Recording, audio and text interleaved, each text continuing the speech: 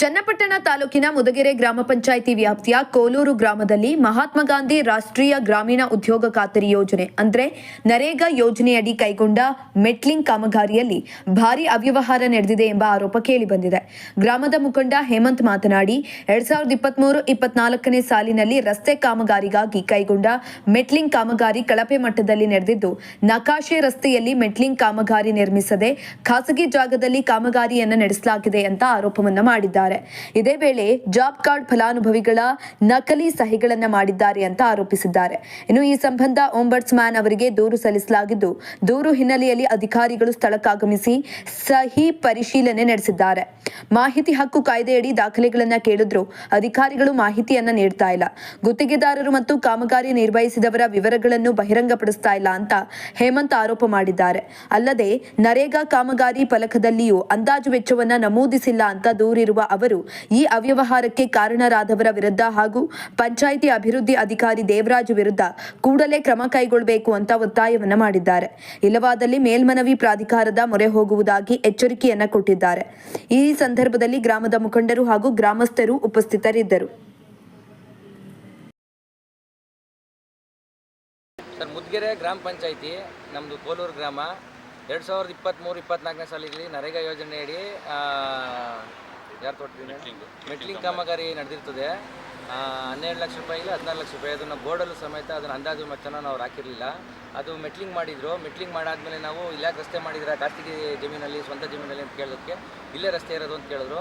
ಆಮೇಲೆ ನಾವು ತಹಶೀಲ್ದಾರ್ಗೆ ಅರ್ಜಿ ಹಾಕಿದ್ದೀವಿ. ತಹಶೀಲ್ದಾರ್ ನಕಾಶೆ ತಗೊಂಡು ಅರ್ಜಿ ಹಾಕಿದ್ದೀವಿ. ಅದು ನಕಾಶೆ ಅಂತ ರಸ್ತೆ ಮಾಡಿಲ್ಲ ಅಂತ ನಾವು ಮೊನ್ನೆ ಓಂಬಡ್ಸ್ಮನ್ಗೆ ಮನವಿ ಮಾಡಿದ್ದು. ಆಮೇಲೆ ನಕಲಿ ಸಹಿ NMRಗೆ ನಕಲಿ ಸಹಿ ಮಾಡಿ ಅಕೌಂಟ್ ಹೋಲ್ಡರ್ಗಳಿಂದ ದುಡ್ಡು ತಗೊಂಡಿದ್ದಾರೆ ಅಂತ ನಾವು ಆರೋಪ ಮಾಡಿದ್ದು. ಅದನ್ನು ಸೈನ್ ವೆರಿಫಿಕೇಷನ್ ಮಾಡೋಕ್ಕೆ ಇವತ್ತು ಬಸವೇಶ್ವರ ರಂಗ ಮಂದಿರಕ್ಕೆ ಓಂಬಡ್ಸ್ಮನ್ ಸಾಹೇಬರು ಬಂದಿದ್ದರು. ಈ ನಕಲಿ ಸೈನ್ ಯಾರು ಮಾಡೋರೆ ಅಂತ ನಮಗೆ ಮಾಹಿತಿ ಇಲ್ಲ. ಇದಕ್ಕೆ ಮಾಹಿತಿ ಬೇಕು ಅಂತಂದರೆ ದೇವರಾಜ್ ಅವರು ಕೇಳಿದ್ರೆ ಇದ್ರ ಬಗ್ಗೆ PDO ದೇವರಾಜ್ ಅವರು ನಮ್ಗೆ ಗೊತ್ತಿಲ್ಲ, ಇದ್ರ ಬಗ್ಗೆ ನಮ್ಗೆ ಮಾಹಿತಿ ಇಲ್ಲ, ಸಹಿ ಮಾಡಿದವ್ರು ಯಾರು ಕೇಳಿದ್ರೆ ನಮ್ಗೆ ಗೊತ್ತಿಲ್ಲ ಅಂತ ಹೇಳ್ತಾರೆ.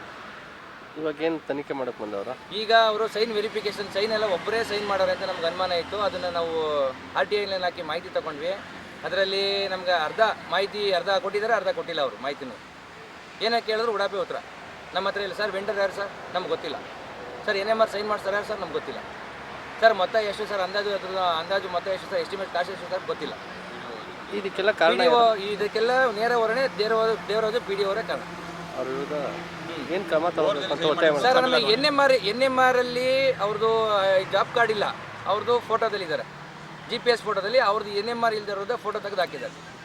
ಅದನ್ನು ಪ್ರಶ್ನೆ ಮಾಡಿದ್ವು. 4 ಜನ ಗ್ರಾಮಸ್ಥರಲ್ಲಿ ಅರ್ಜಿ ಕೊಟ್ಟವ್ರೆ. ಆಮೇಲೆ ಸೀದಾ ಅದನ್ನು ನಕಾಶೆ ರಸ್ತೆನ ರಸ್ತೆ ಮಾಡ್ಕೊಳ್ಳಿ ಅಂತ ಗ್ರಾಮಸ್ಥರು ತಹಶೀಲ್ದಾರ್ಗೆ ಮನವಿ ಮಾಡಿದ್ದೀವಿ.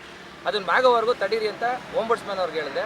ಅವರು ಸ್ವಲ್ಪ ನಮ್ಮ ಕೈಲಾಗಲ್ಲ, ನಾವು ವಿಲೇವಾರಿ ಮಾಡಿ ಇಟ್ಕೊಳ್ಳೋಕ್ಕಾಗಲ್ಲ ಅಂತ ಹೇಳಿದ್ರು. ನಾವು ಮಾಹಿತಿ ಕೊಟ್ಬಿಟ್ಟು ಇವಾಗ ನಿಮ್ಮ ಮುಂದೆ ಅದಕ್ಕೆ ಕರೆಸಿ ಮಾತಾಡ್ತೀವಿ. ಒಟ್ಟಾರೆ ಹಣ ದುರುಪಯೋಗ 100ಕ್ಕೆ 100% ದುರುಪಯೋಗ ಆಗಿದೆ ಸರ್.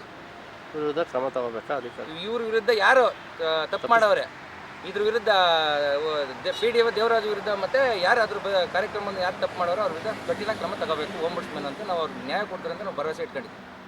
ಅವ್ರೇನಾರು ನಮಗೆ ಮಾನ್ಯ ಓಂಬಡ್ಸ್ಮನ್ ಅವರು ನ್ಯಾಯ ದೊರಕಿಸ್ಕೊಡ್ಲಿಲ್ಲ ಅಂದರೆ ನಾವು ಅಪಿಲೇಟ್ರಿ ಅಥಾರಿಟಿ ಏನಿದೆ ಬೆಂಗಳೂರು, ನಾವು ಅದು ಮುಂದಕ್ಕೆ ಹೋಗೋಕ್ಕೆ ನಾವು ಎಲ್ಲ ತಯಾರಿನೂ ನಮ್ಮ ಲಾಯರ್ ಹೇಳಿದ್ದಾರೆ, ಎಲ್ಲ ತಯಾರಿನೂ ನಾವು ಮಾಡ್ಕೊಂಡಿದ್ದೀವಿ.